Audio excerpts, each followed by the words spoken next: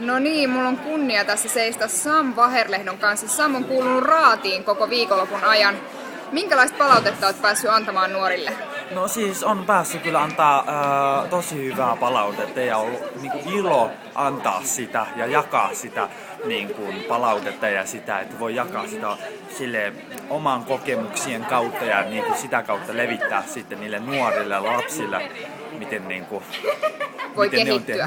miten voi kehittyä ja päästä. No onko sun mielestä ollut hyvä taso kuitenkin täällä? On ollut, että totta kai on ollut päästä päähän, mutta että siellä on ollut niitä helmiä ja sitä, että mä koen sen, että pitää olla niitä muitakin, koska sitten niiden kautta sä myös opit. Niiden, että sä näet, että okei, että ehkä mä en ihan itse tekisi noin. Sitten se on jo semmoinen opettavaista. Siksi mä koen, että on tärkeää, että on tasoja. Okei.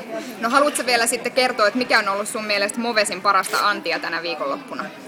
Kyllä se parasta Antti Movesissa mä oon kokenut sen, että tanssijat ja lapset saa kokoontua yhteen, näkee esityksiä, muiden esityksiä ja sitten on workshoppeja ja on kaikkea muutakin siitä. Se on semmoista yhteistä hyväsoloa ja semmoista yhteistä tekemistä, niin se on semmoinen, joka on Movesin se parasta antia. Okei, kiitos Sam.